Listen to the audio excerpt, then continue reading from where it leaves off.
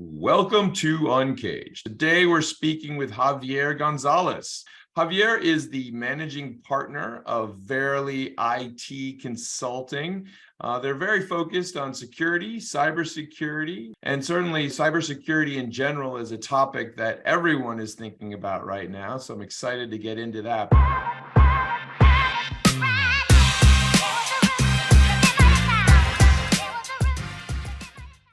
Tell us a little bit about you and your career today.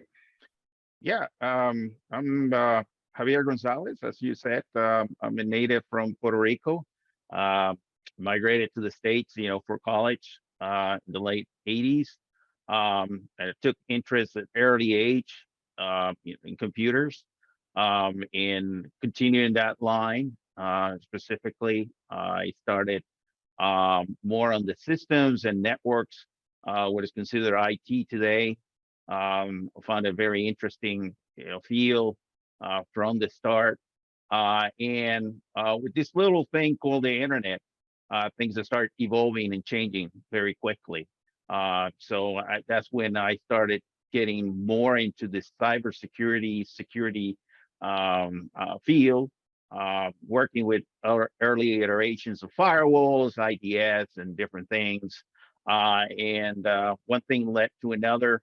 I grew up through the ranks and received a battlefield promotion. As being the first CISO at a hospital, because we have this little thing coming up called HIPAA. So they needed to have somebody to start focusing on building what is called a security program. So from there, I evolved and been in different positions, everything from operations to strategic advisory, been CTO as part of that as well, but everything very, very tightly into cybersecurity. So today, I have my company has been with me since 2009, and I recently separated from Barclays Bank. I was there as the Chief Information Security Officer for the Mexico branch, and looking forward, to this conversation today. Yeah, so clearly I can see the trajectory and where you've been playing, and technology and securities blended together to where we are today with Verily IT. So tell me a little bit about what you and the team are working on now. So today, we are three in the company, and we really focus on strategic advisory services, and what that composes to help startups with the market alignment, and very specifically understanding what their solution or product really does into the market and how relevant and prevalent it becomes. So I help them everything from fine-tuning their message to introduce them to potential customers, to fundraising, which is a vital part of early stage startups, because really typically they are a bootstrap operation, so they require to get the attention to the potential investors that can come in and really understand what they do and be sold into the vision. So that's what we do today. We also part of the open source community. We all sponsored today the Open Cybersecurity Alliance. This is under Oasis, and one of our members, Mark Mastrangeli, he's actually the co-chair of the OCA today. So we got ourselves kind of like divested in a lot of different areas that touches cybersecurity, but also open standards. Yeah, and are you working with emerging companies that are touching on that security world, or pretty much all types of companies? Yeah, no. I mean, we try to focus on the things that we consider to be either disruptive or that really will have the potential to go a long way, right? As you may imagine, there are a lot of what we call copycats, and somebody has come up with an idea, and then you have a number of companies that follow and try to improve upon those. We typically try to stay focused on what is really, really different in the market and have the potential to really be a game changer in the industry. And today one of those is in the area of breach and attack simulation, but they're an emulation company, so the attacks are real. So this is really, really different and a very interesting company, and we're very tied to them, today. So Javier, it's such an interesting space that you're playing in, working with companies, obviously going through that process of making sure that they have a strong go-to-market strategy, but also supporting them in terms of when they start to get scale, that there's security there and that it's building appropriately. I mean, what are you finding right now are the core things that are on the minds of your customers? Well, I mean, the first thing is the differentiating value. And this is very important because, as you know, with the conditions of the market, right, the economy, there are a lot of concerns about it. We have to be focused on what is really the must for the companies, especially for the CISOs, because otherwise we won't get the success that we seek. So customers are looking for things that really, really are going to get them to the next level. They're not looking for incrementals, and in many cases, they're looking for consolidation. So if you are presenting a solution, they're looking for something that either replace or consolidates at the same time. What we're also looking right now in the markets is people are fading away more and more of having best in class, because that approach has led to companies to have and sometimes tens of different vendors in their arsenal, and there's a great deal of overlap.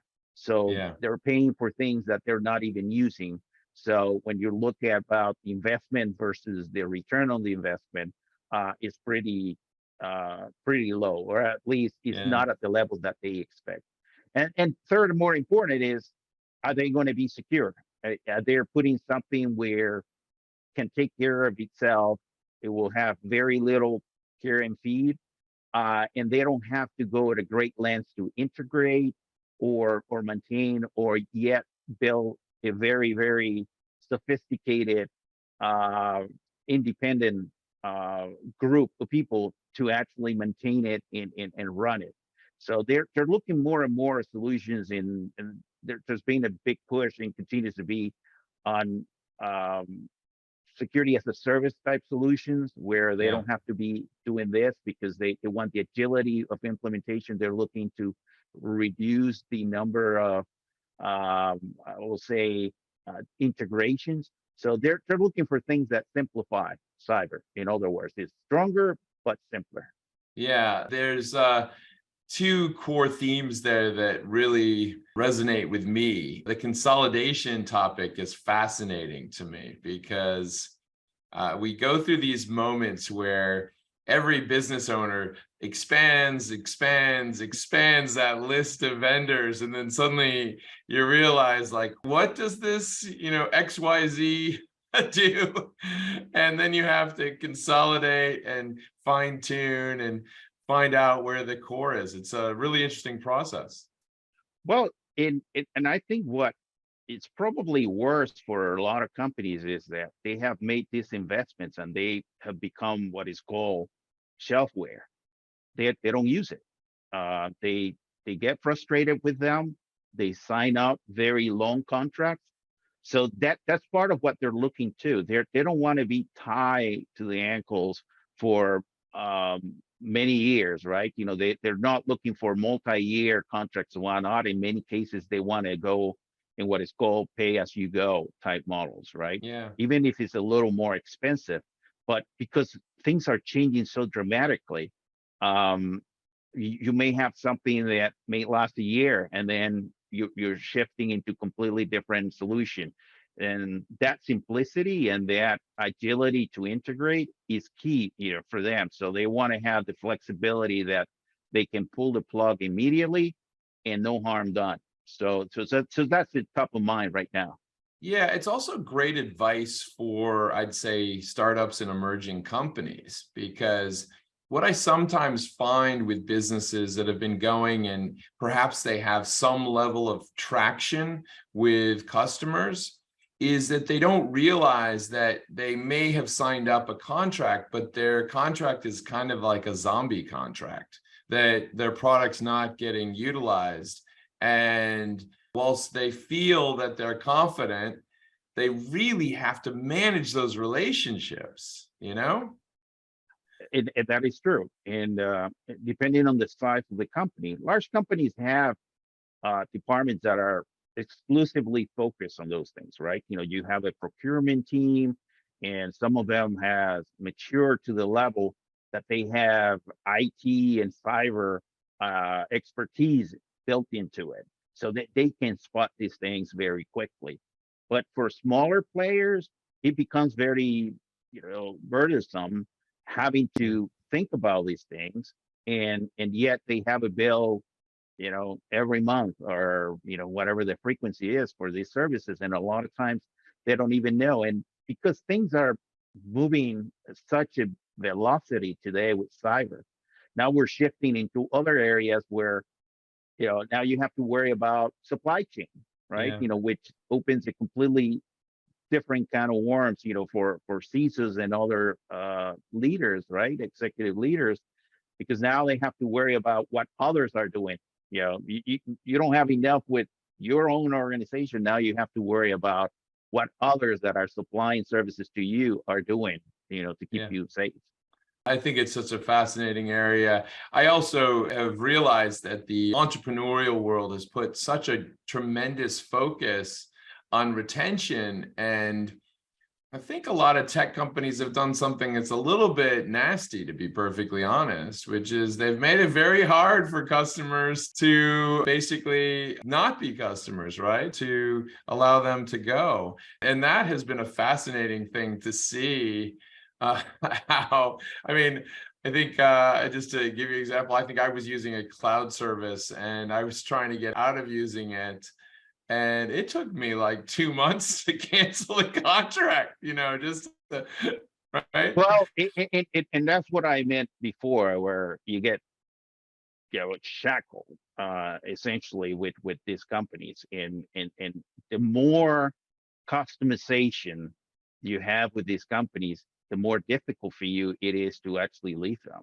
And this is why there's such a big push to standardization among the vendors. And one of the things that we do at Verily, with the Open Cybersecurity Alliance, is to really establish standards that, rather than people coming up with their own implementations and whatnot, that they use really a plug and play type approach for things, so you avoid those type of situations where you essentially can pull out a vendor and plug another one in with very little effort. So the frictionless part of building an open ecosystem becomes more and more desirable for people, to prevent the same situation that you described.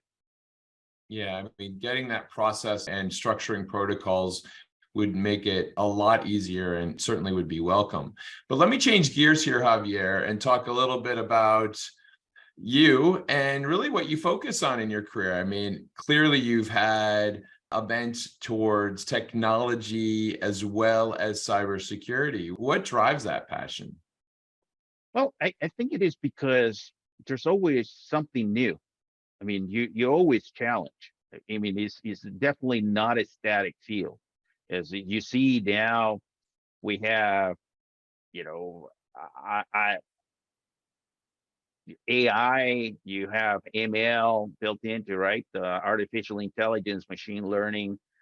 There are so many other aspects that continue to surface, right? In as more and more the world gets integrated, the more challenges come into this place. So now it's not just things that are commercial level. Now we get all the way to the geopolitical level, right? You Yeah. hear all the different state actors committing all sorts of threats, right? Coming in and breaching companies, governments to steal information and reuse that. Obviously, generative, type AI, it is becoming more and more prevalent with Chat GPT. All sorts of different use cases that are coming in. You could see potentially these things exploding, and now computers are much more powerful. You have the advent, of a very, very powerful machines, the forms that no one really anticipated a few years back, but they're here now. So all that quantum computing is changing the landscape very dramatically, and we are going to see more and more, I would say, challenges as a result that the infrastructure is now facilitating to do more harm, right? Yeah. We have a lot of good things coming in, but the flip side is that we have a lot of bad things coming in. So definitely that's what keeps my interest, because I'm always looking at the future. I'm looking at what comes next, Yeah. what do we have to look, for us to be in front of things. Yeah, and you get one thing right, and then it's almost like a whack-a-mole solution, right? Yeah, one thing gets fixed, and the next challenge starts to show itself. Well, listen, Javier, I mean, as you look forward now, here we are in 2023, and there have been certainly some quite important breaches that have occurred in the marketplace already this year. And as you just outlined perfectly, with machine learning and deep fakes and all of these new things that we're seeing, there's lots of challenges in the market. And then also just on a general business perspective, there seems to be this demand for new solutions all the time. What's on the docket for Verily and the team? So we're looking to actually incur into a different area that is being neglected for quite some time.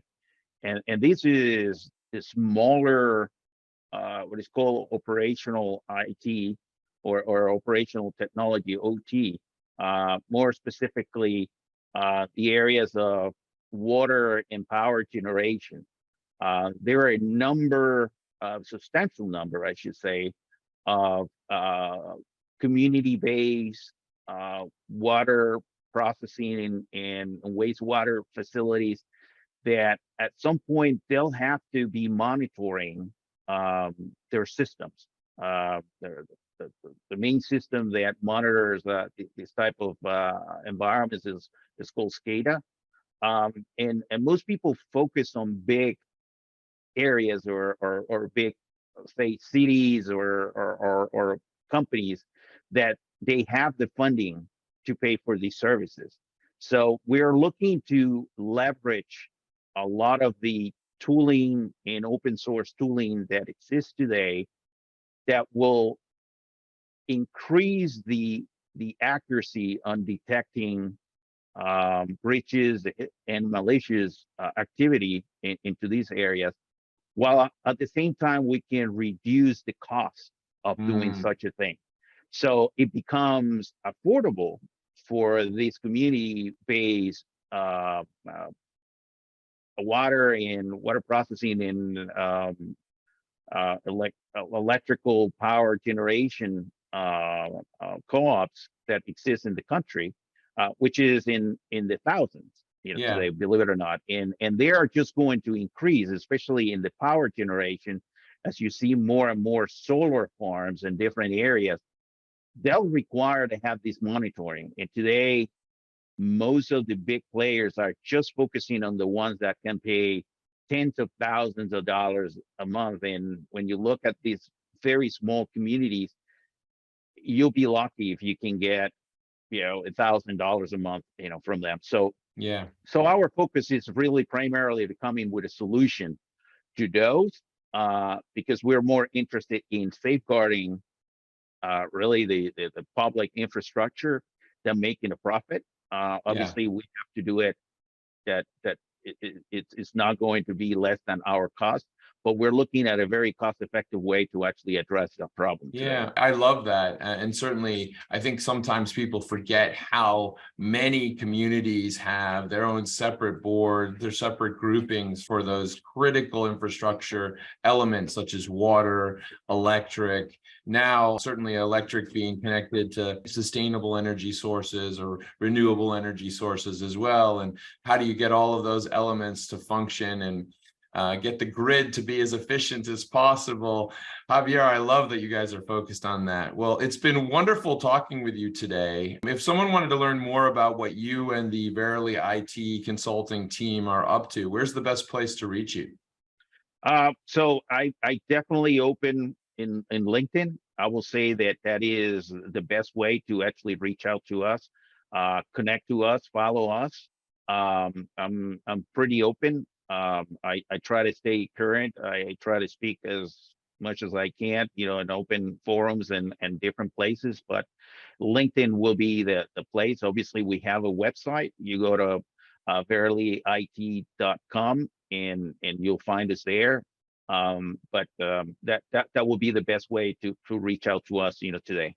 Great. Well, Javier, thank you so much for being on UNCAGED today. We've been speaking with Javier Gonzalez. He is the managing partner of Verily IT Consulting. Javier, thank you so much for being on the show today, and we look forward to having you back. No, thank you, and I'll be delighted to be back. Thank you. Wonderful. Cheers. Cheers.